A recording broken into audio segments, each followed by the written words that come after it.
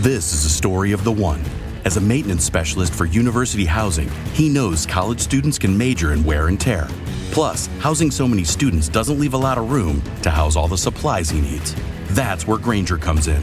With over 1 million industrial-grade products and fast, dependable delivery, Grainger carries the quality products he needs so he doesn't have to. From a new door hinge to a whole new faucet. Call, click Grainger.com, or just stop by. Grainger, for the ones who get it done. In California, 4 have been arrested in the murder-for-hire plot of a 96-year-old woman for living too long. In Arizona, a firefighter is arrested after causing $25,000 in damage to a townhome after a man threatened to expose his affair. And in Ohio, 2 women pull off a Weekend at Bernie's-style robbery. These stories and more coming at you today, Wednesday, March 13th, on Real Life Real Crime Daily, and I'm Jim Chapman. I'm Woody Overton. And I'm Mike Agavino. Good to see you back, Woody. Yep. Before we get started, I'm gonna get some shout outs if y'all don't mind. Yeah, so that Wednesday night, last Wednesday night, I guess around 10:45, something like that, I had my cell phone sitting in my lap, and Saved My Mom was calling. And I'm like, maybe my dad went to bed. She wants to talk about whatever. But I answered it, and she said, your daddy's having a heart attack. And I said, okay. So I'm usually 10 minutes from door to door from the property I'm going to the property they're at. And I made it about 5. And it's a long road back to the cabin back behind the main house where they were at.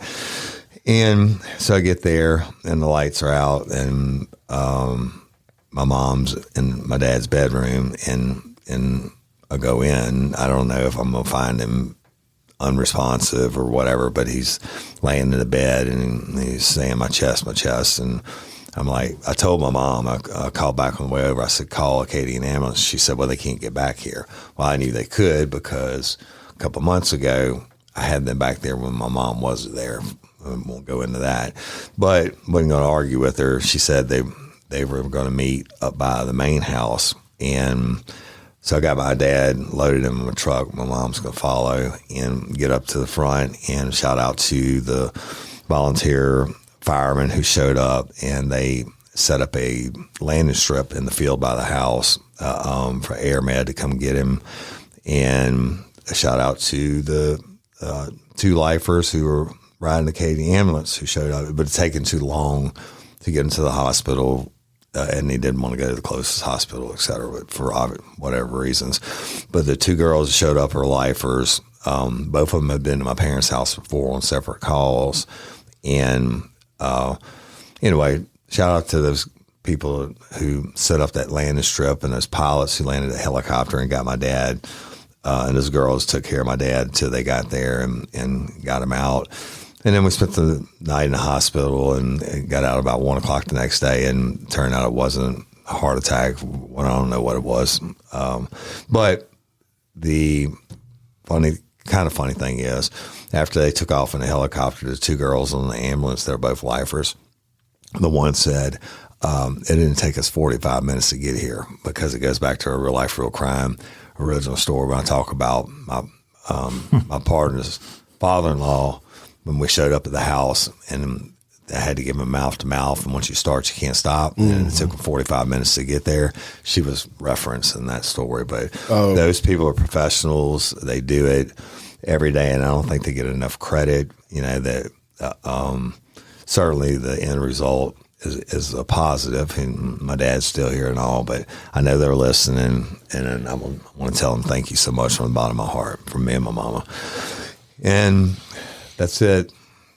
So that's many prayers back to in the family. Back in the saddle, and let's roll with some crime time. Well, we got a couple things though. What's that? Through all that, you were still able to do some boar killing with your Wisconsin fellas? They showed up at 7 o'clock that evening, and I was able to get a nap in, and it was a great trip, very successful trip.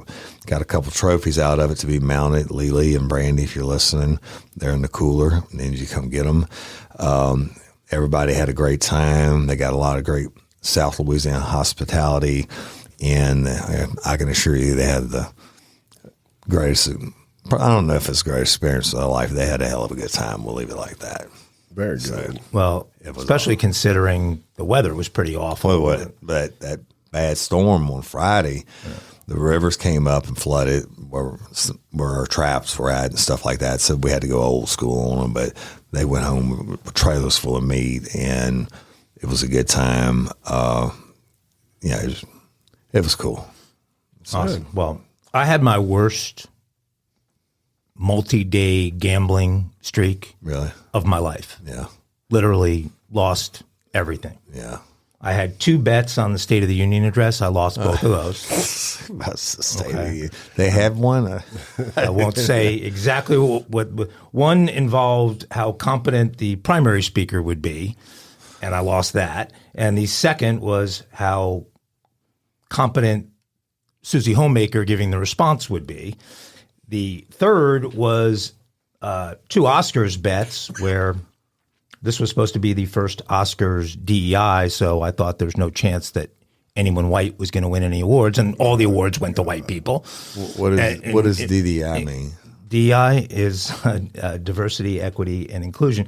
And I lost on Godzilla. I wanted to bet Godzilla, and I lost on Godzilla, and I love Godzilla. So that, and then a round of golf with my son to end the weekend, who has never beaten me in golf prior to Sunday in his life, where we had a standing bet that I would shave my head if he beat me, and your head is and I'm looks like sitting Jim's here today. looking like an egg. Jim has a head better shaped for not having hair on it than mine. Yeah, I look like we are looking all around. We are now. Well, yeah, that's true officially too. Calendar boy. We could call this show 2.5 Bald Men because I got the big bald spot on the back of my head. Yeah, that's right. my choice. Bad. So did you learn anything from that bet you lost on the black-white thing, Mike? Did you learn anything? Well, it wasn't actually a bet on means. black-white. It wasn't it was a bet about who would win, and that went into my thinking. And I love Jeffrey Wright, the actor. I think he's great, and I think American Fiction's was a great movie, and I was wrong. I got to officially say I did not watch the Oscars or State of the Union. Didn't even know they were on. And I'm just as happy as I am now as I was before you told me about that. I wish my mind didn't work toward caring about any of that shit. All right. Now, unfortunately, let's get down to some true crime time. Wait, we love and appreciate each and every one of y'all. Let's get down to true crime time for Hump Day, Wednesday. All right, and we are going to go into California. Hey, let me interrupt you real quick. I want to do this. I think we touched on this before. I know I read it real quick, but can I interrupt you? Let's go to 100%. Let's go to everybody's favorite sheriff. Grady Judd. Grady Judd? All right, yep. Grady Judd, America's favorite sheriff on a shelf. Sheriff on a shelf. Like we have it here, sitting here in the studio. Is at it again. And of course, I'm talking about down in Polk County, Florida. And Operation March Sadness 2024. It was an 8-day long undercover human trafficking operation, which went from February 22nd to 29th. And during the operation, Polk County Sheriff's Vice Unit arrested 228 suspects involved in illegal acts relating to hitting up prostitutes and or offering to commit prostitution or aiding and abetting prostitutes. And during the investigation, 13 possible human trafficking victims were identified of the 66 prostitutes who were arrested.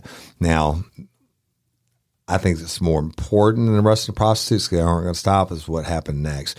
There were 150 suspects arrested for soliciting a prostitute and traveling to an undercover location to negotiate having sex in exchange for money. And detectives charged a total of 70 felonies and 288 misdemeanors during the operation. And the suspects' combined criminal histories included 879 felonies and 1,150 misdemeanors. That's pretty important, right? Sheriff Judd said This is a new record number of arrests during an investigation of this kind.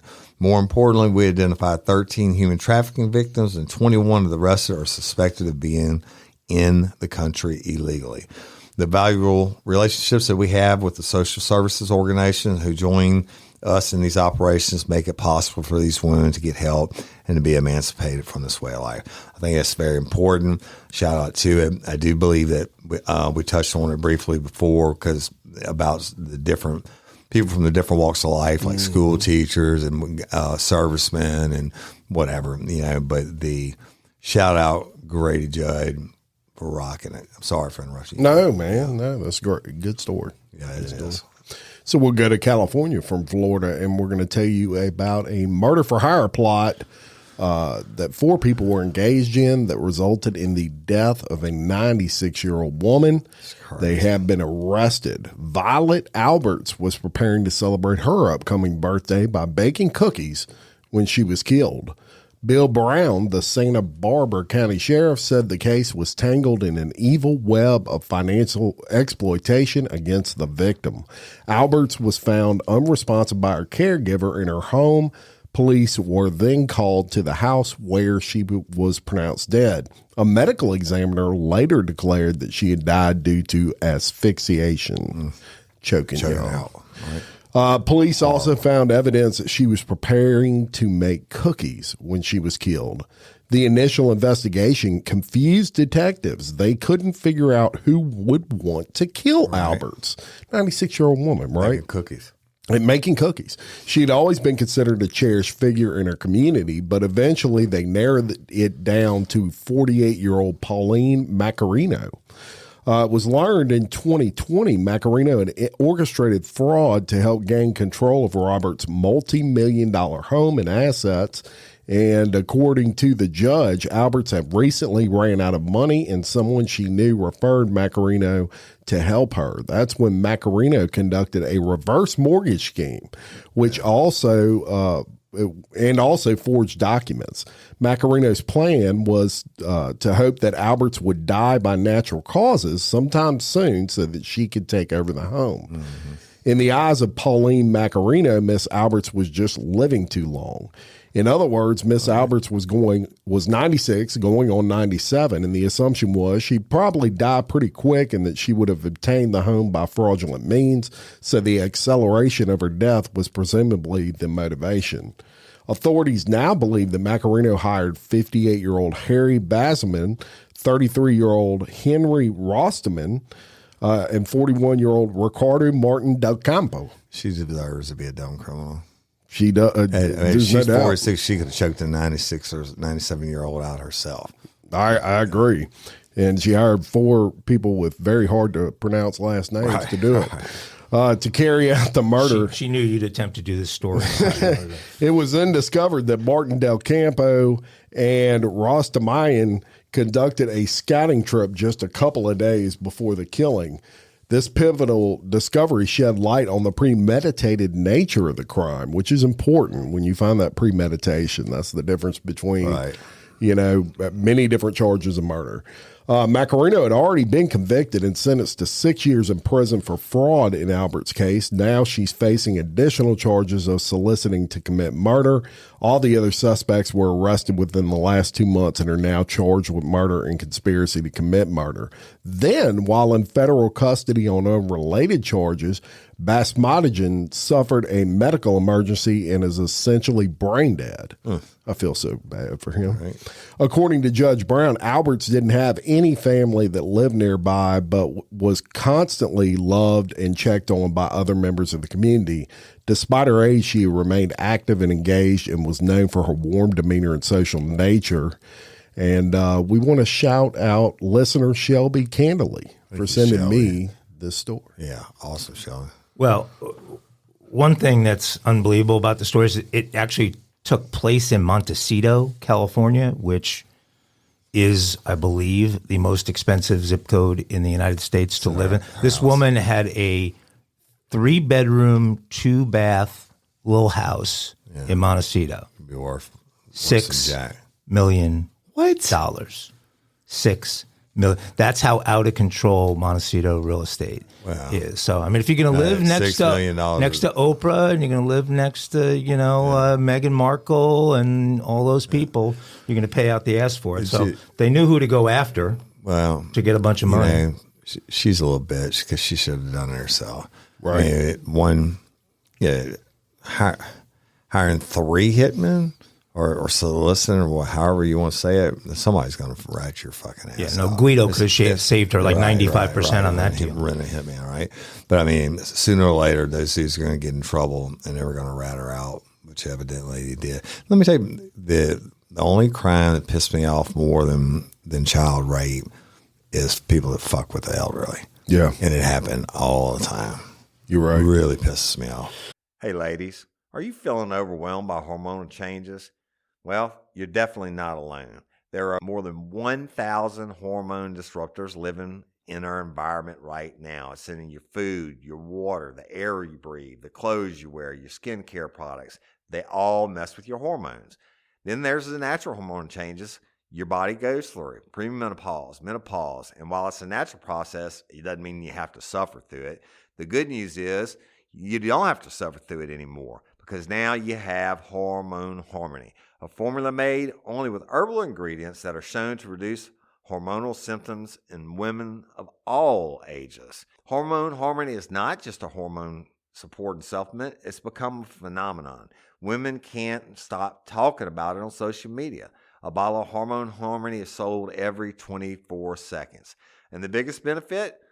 Well, my wife says it makes her feel like her own self again. And that's what women mention over and over in the reviews. And there are over 30,000 reviews for Hormone Harmony. And for a limited time, you can get 15% off your entire first order at happymammoth.com. Just use code RLRC at checkout. That's happymammoth.com and use code RLRC for 15% off today. That's happymammoth.com and use code RLRC. Spark something uncommon this holiday with just the right gift from Uncommon Goods.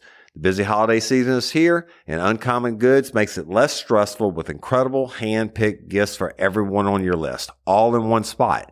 Gifts to spark joy, wonder, delight, and that's exactly what I wanted feeling. Hey, y'all, I ordered a super cool piece. It's a candle with a sculpture of LSU's Tiger Stadium on top of it. And each officially licensed laser cut wooden replica features up to 4 layers of detail, creating a bird's eye view of a specific football field, seating section, and more. And every label includes your stadium's name, the team's logo, and school location. And it has a coconut, soy, vegan wax infused with sandalwood smell that creates tailgates and touchdown scent profile, reminiscent of game day. It's invigorating like fresh cut grass and nostalgic like smoke from a pre-game grill, and calming like the crisp autumn air of a new semester on campus. Y'all, I love it. I have it at the base of my TV, and I'm ready to watch the Tigers play on Saturday night, right?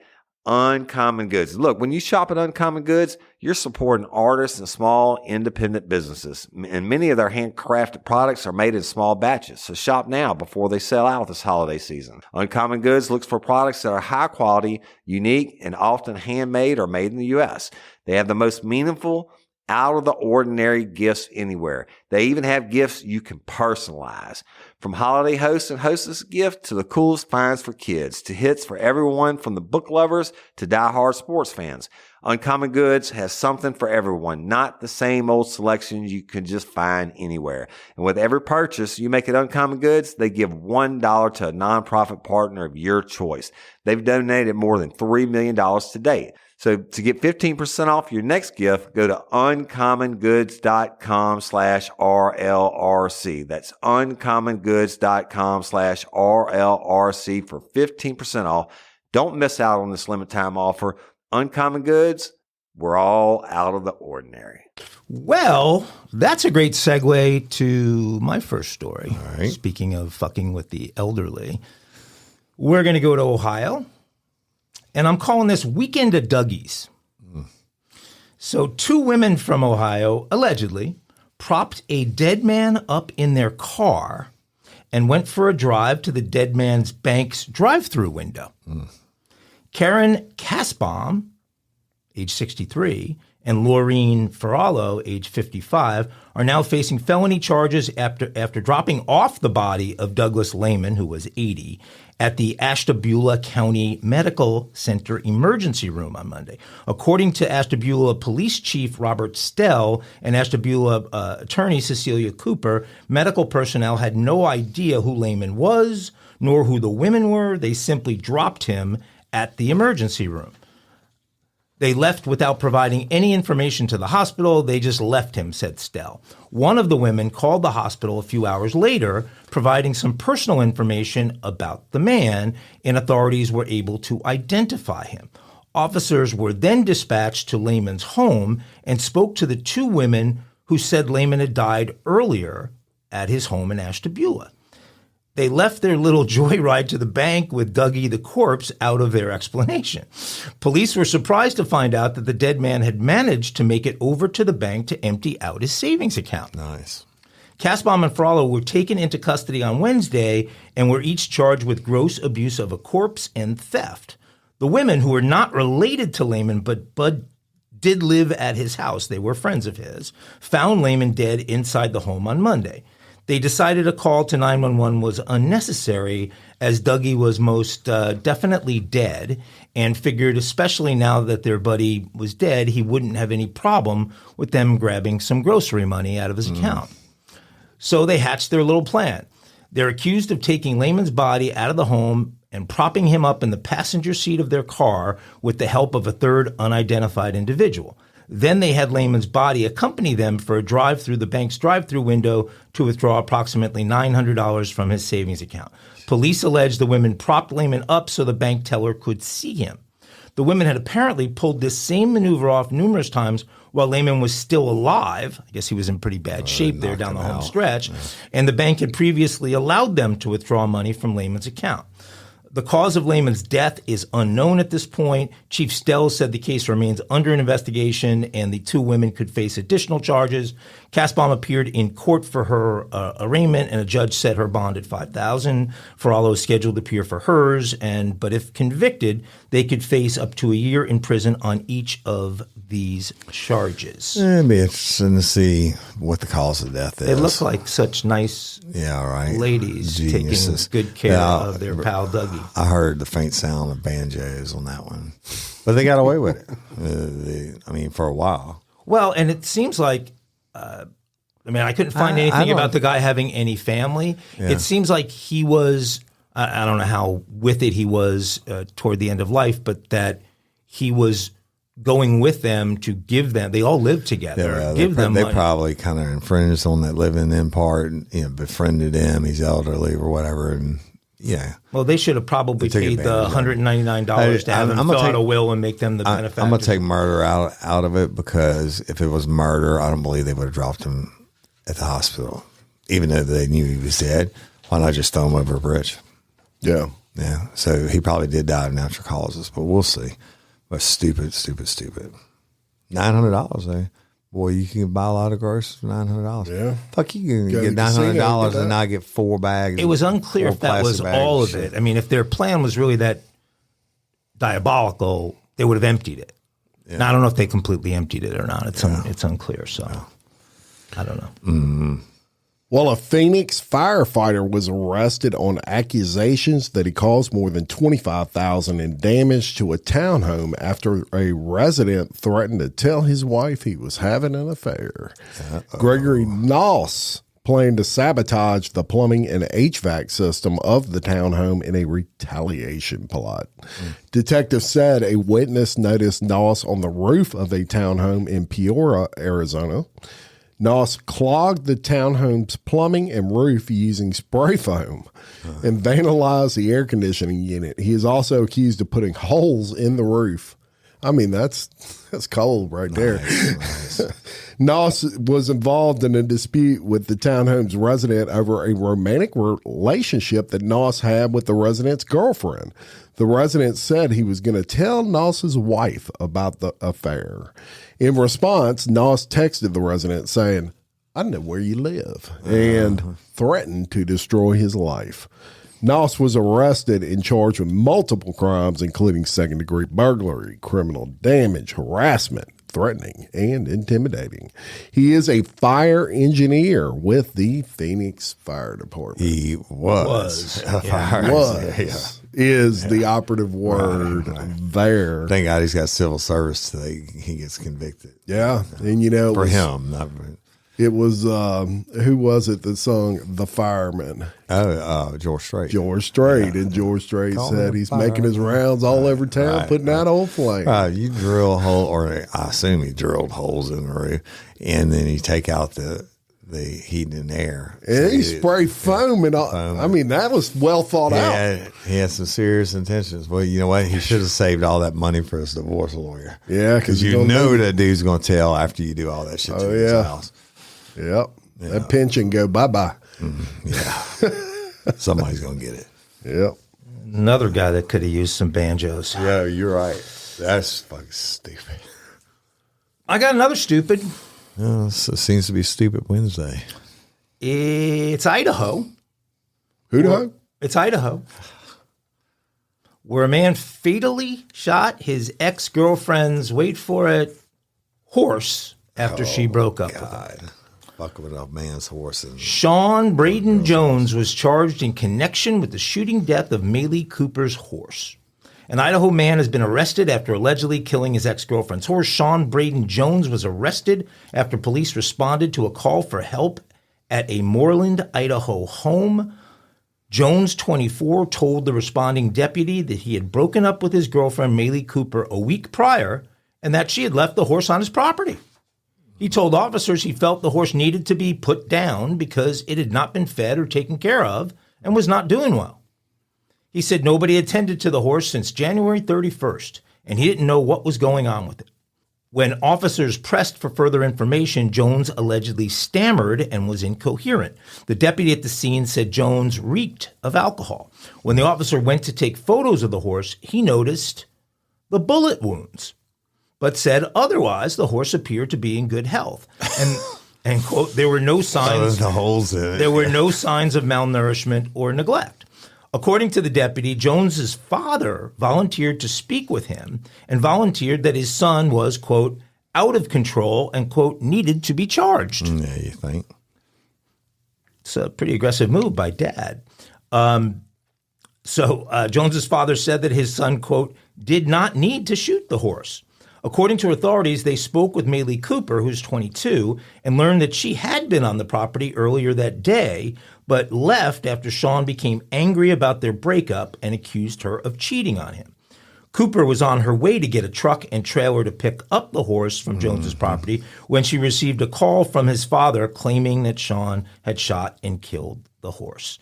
In a GoFundMe set up to help Cooper purchase another amazing performance horse, a friend wrote that Cooper had adopted her pet, Bree. I was going to ask you, what's the horse's name? Bree, when the mare was just 3 years old. She then put in all the time, energy, hard work, and money it took to start the mare and finish this mare herself. Read part of the fundraiser. This horse meant more to Maylee than most could possibly imagine. Jones was booked into Bingham County Jail, charged with felony malicious injury to property. While he was being booked, he made a point to state that he did not regret shooting the horse. It wasn't immediately clear if he entered a plea. He's set to appear in court later this month. The girl breaks up with you, you shoot her horse. First time I ever heard that.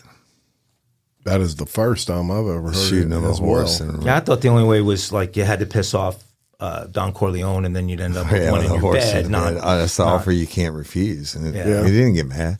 That was business. Horse head in his bed. Right? That's just fucking crazy. Yeah. Well. Said he didn't think she was taking care of the horse. Yeah. Yeah. Well. But when daddy tells on you, that's not, I mean, that's not when daddy gives you up, you're in big trouble. And the horse appeared to be fine. Yeah. Other than the two bullet holes. holes. Yeah. Well, what he meant to say is, that it didn't have any signs of not having been taken care of. Right. Starvation. Just the bullet holes. It did have the bullet holes. So there you go.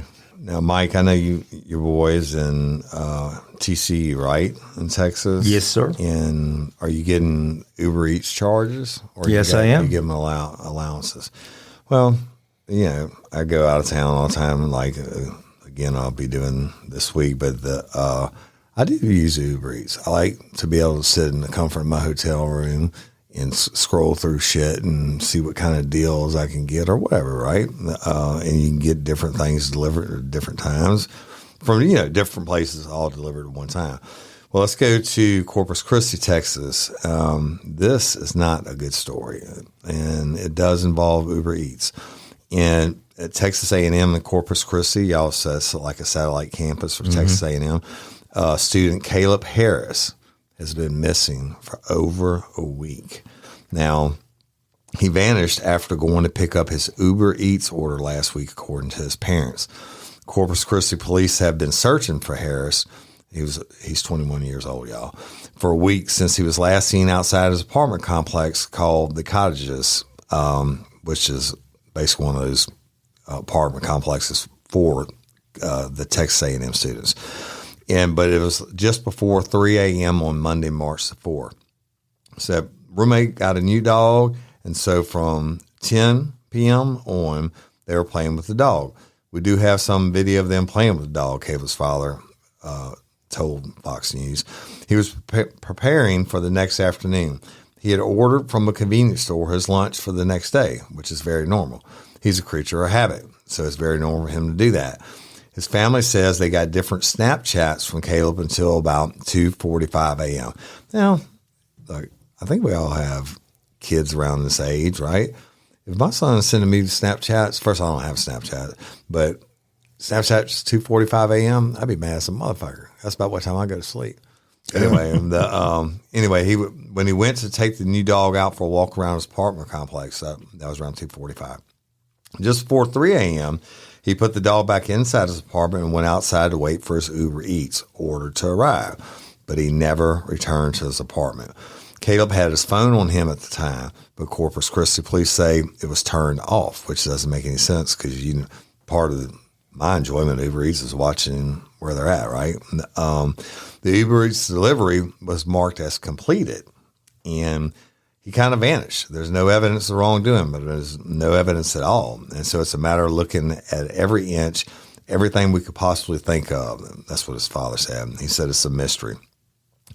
Concerned father said his son was in the process of preparing for many things, including school and an upcoming fishing trip. He had also recently signed a new lease for his apartment, indicating he did not have any clear intentions of leaving home. Also indicates to me it's not a suicide issue.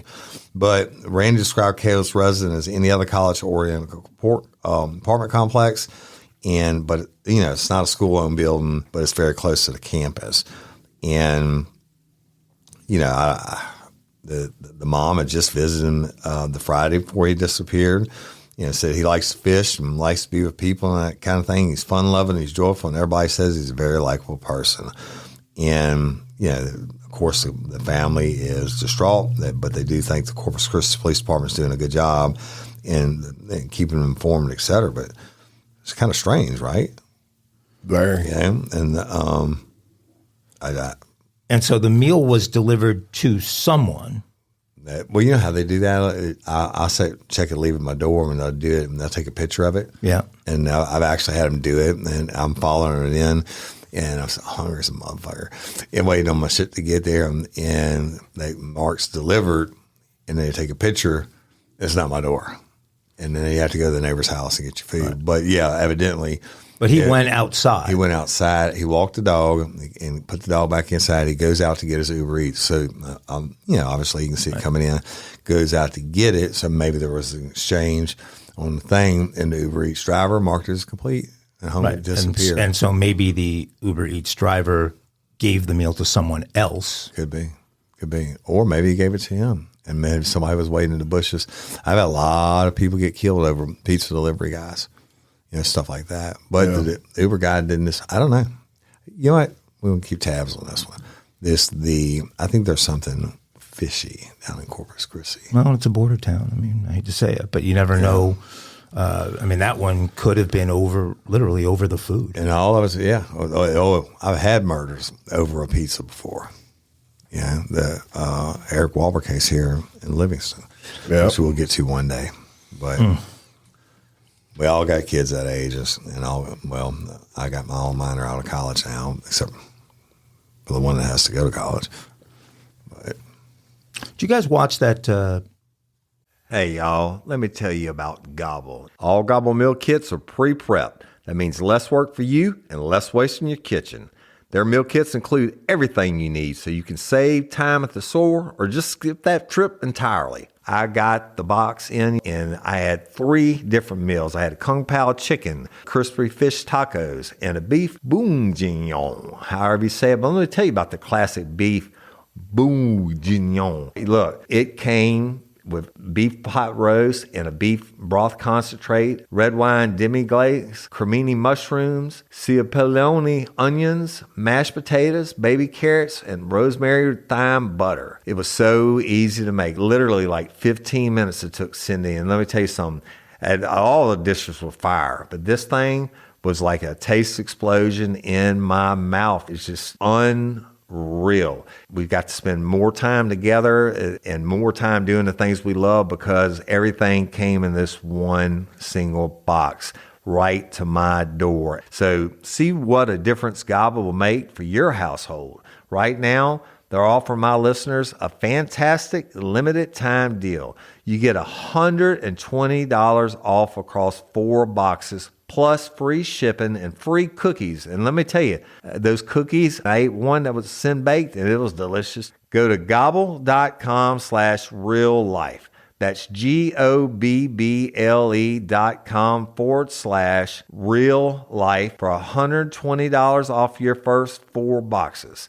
This offer is not available on the home site, so don't miss out. This is genius. It's taste explosions in your mouth like you never had. When you need mealtime inspiration, it's worth shopping Kroger for thousands of appetizing ingredients that inspire countless mouth-watering meals. And no matter what tasty choice you make, you'll enjoy our everyday low prices. Plus, extra ways to save, like digital coupons worth over $600 each week and up to $1 off per gallon at the pump with points. So you can get big flavors and big savings.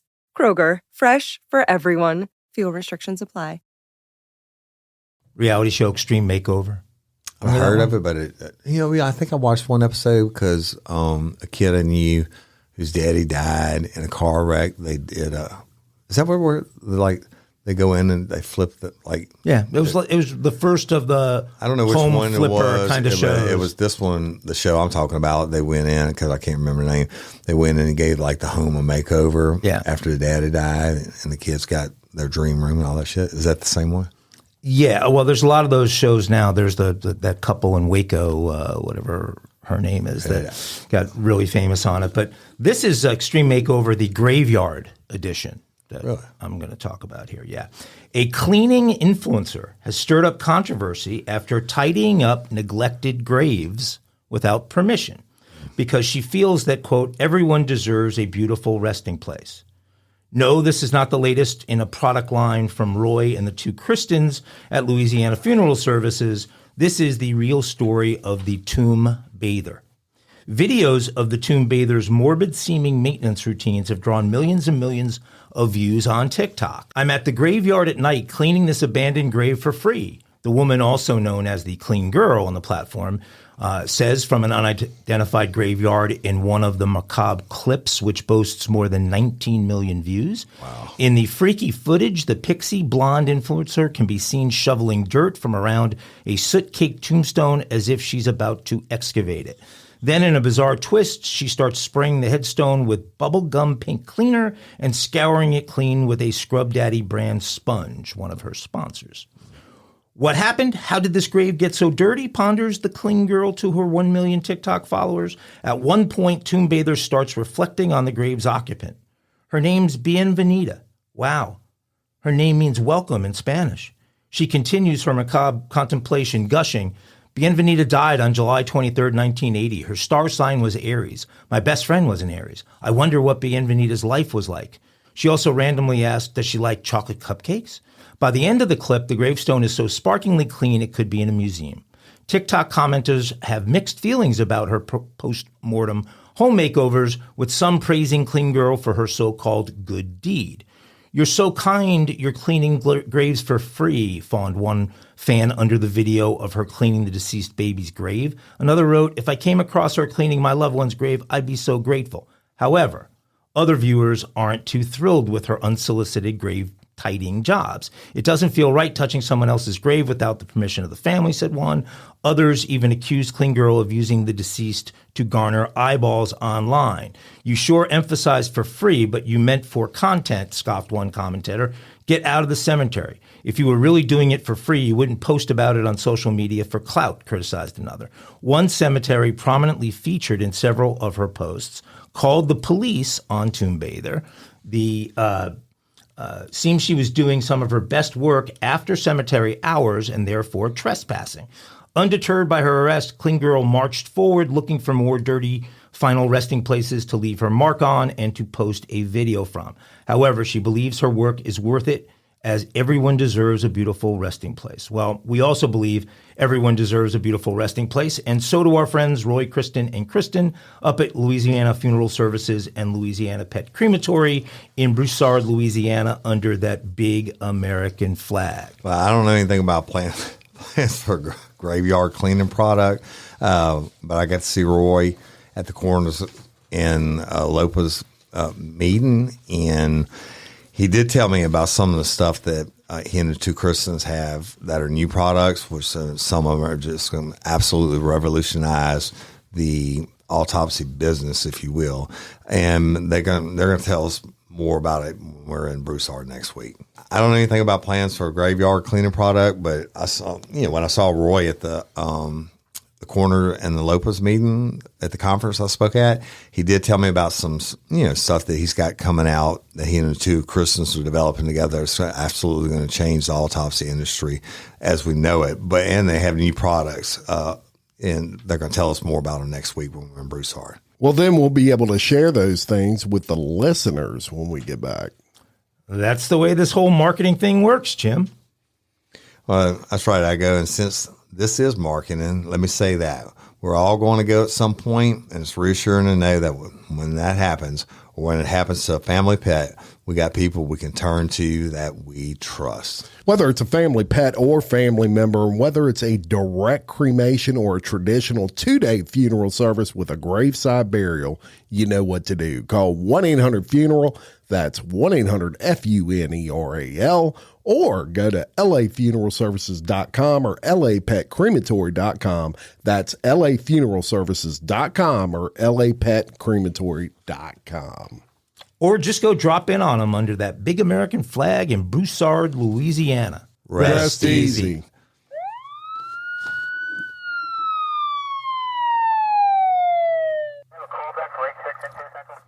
All right. We got a super cop for today.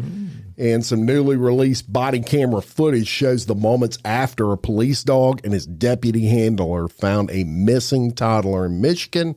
This happened on Monday. Authorities responded to a home in Geneva Township after learning a 3-year-old boy had disappeared from a residence. Deputy Eric Calhoun and his police dog, Kuno, were among those who responded to the scene about 30 minutes after the child was last seen. The duo reportedly found a footprint near the home, which led to a body of water less than a mile from the residence. Kuno and Calhoun found the boy about 50 yards from that water. Drone operators were able to locate the boy at the same time, and footage from the incident that was released by the Van Buren County Sheriff's Office showed a second deputy rushing up behind Kuno and Calhoun after the child was found. He can be heard saying, "Hey, buddy," before reaching the crying child, who asked for his mother. The child was wearing only a diaper when he was found. Now, in the clip, the second deputy picked up the child and comforted him as he walked toward Kuno and Calhoun. Van Buren County Sheriff Daniel Abbott is happy to see that the case had a good, positive ending. He was quoted as saying, "If we hadn't happened to locate the kid when we did, you're talking 3, 4, or 5 minutes. that kid might have wandered around in one of those ponds and we may have a different outcome. The toddler returned home uninjured. Now, this is the 5th child found by Kuno and Calhoun in their joint careers. Wow. Kuno has been with the Van Buren County Sheriff's Office since 2017, and Abbott said Calhoun's goal is to have Kuno become the #1 dog in the state of Michigan, if not the nation. And I would say they're well on their way. Absolutely. And they are both super cops. Another amazing one. Way to go, Kuno. We just had one like last week or the week before. I remember another toddler got out and was almost in the swamp. Yeah. And the cops found him. Or it might have been the last super cops. But yeah, heroes. It's a great ending to what should have been a tragedy. Absolutely. Super cops. Gotta love those canines. Mm-hmm. I do love them. Kuno.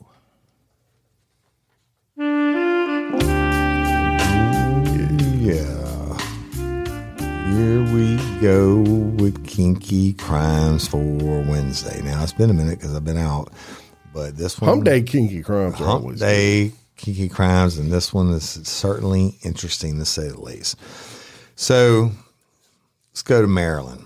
And an arrest warrant has been issued for a woman who is accused of engaging in a sex act in, wait for it, the dining room of a McDonald's restaurant. Oh, that's where the crime comes in. Right.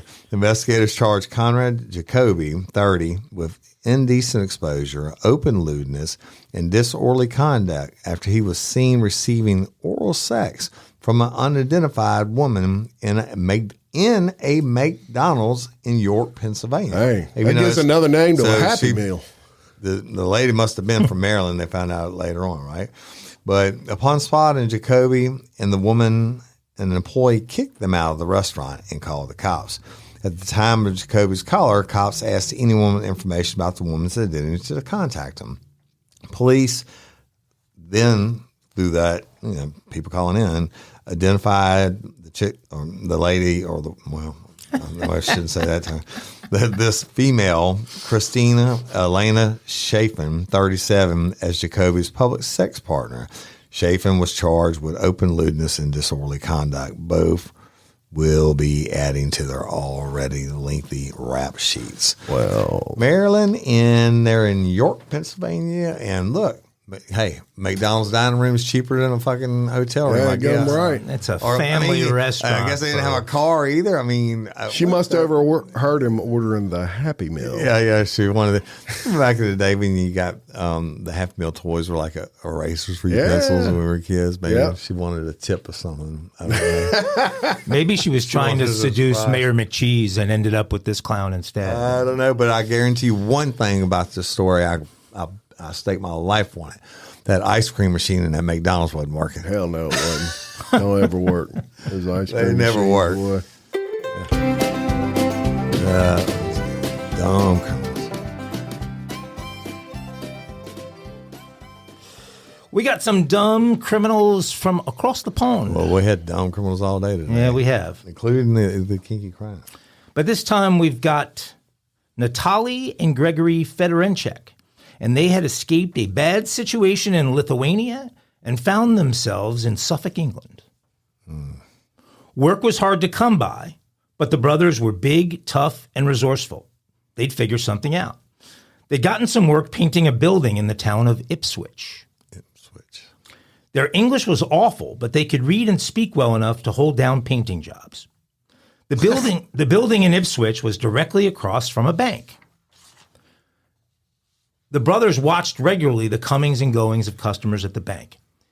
It was strange indeed that it seemed like every single customer at the bank was a man, but even stranger that the bank did not appear to have any security on duty, day or night. If they ever wanted to change their lives, this was their opportunity. They could hit the bank in Ipswich just one time and then escape town and build a new life with their new treasure. So on a crisp April morning, the brothers Fedorenchek burst into the Suffolk Sperm Bank building in Ipswich. They were expecting to grab cash and jewelry, but instead they found deposits of a different kind. Oh, God. Police collared the disappointed-looking pair as they attempted to escape, clutching nothing more than a few porno mags. Oh, God. Boom, Jim. clutching nothing more than a few pornographic magazines. Detective Inspector Paul Hood told the local paper, quote, "The two men were Eastern European and had clearly recognized the word bank on the side outside the building. Spank bank. But they evidently had no idea what the word sperm above it meant. Armed with a lead pipe, they burst in through the front door, and CCTV pictures from inside the building show the two scratching their heads as they wondered where all the safes containing the money were. Rather than a row of cashiers and hundreds of thousands of dollars in cash, they were confronted with nothing more than a receptionist and a few embarrassed-looking men. Detective Inspector Hood said two men aged 27 and 31 had been charged with attempted robbery and would appear before Ipswich magistrates in the morning. The inspector joked that one of the men was named Jack Meoff, but they were able, I can't believe an inspector did that, but they were as yet unable to identify the second. No one in the bank was hurt, but the bank manager decided to join in on the fun, saying, quote, "We are very grateful to the police for taking this in hand. Our receptionist was worried these men would take out their weapons and put their empty sack on the table in front of her." A banjo serenade was never so greatly deserved. For that perfect ending for what has to be the most dumb criminals we've had on one show in one day. Well, they understood the word bank. Just the word sperm threw them my favorite off dumb a little criminals bit. of all time. Spank bank. Spank bank. Yeah, they missed it. Ipswich. Well, Ipswich pine, the most some- popular men wax color on the face of the earth. yeah. Well, I mean, they got to replace those porno mags. I wonder what's in that Ipswich. You would think they could afford a TV with like some porno DVDs. Yeah. I mean, I don't know. If I was going to donate sperm, I'm not going to go and use somebody else's magazine. Oh. Right? Hey, when I was going to school, they were working on the male pill Yeah. at Vanderbilt. You could get $75 for dropping off a cup full of swimmers Shit, over there. I'd have been We in did there. it. The entire frat house was over there Yeah, constantly. Absolutely. You got to have drinking $75. money. Got to have drinking money. All right. With that, love and appreciate each and every one of y'all. Thank you for liking and sharing. Go to Real Life Real Crime Daily Facebook page. Check it out. You we'll post the pictures of these dumb criminals and everybody else, the sex, kinky crimes and other stories. And again, a shout out to all first responders, the paramedics and ambulance workers and helicopter pilots and nurses and cops. They get it done every day. And x-ray techs. And x-ray techs. Yeah, okay. You know what? That's a pretty, every time I go and broken something or another, they're pretty good people. Yeah. They are. And police canines. Oh, yeah, definitely. Yep. Police canines are definitely police officers. Kuno? Yep. That's it. That's it. Till next time, I'm Jim Chapman. And I'm Woody Overton. And I'm Mike Agavino. For Real Life, Real Crime Daily. Peace. Hey, let's.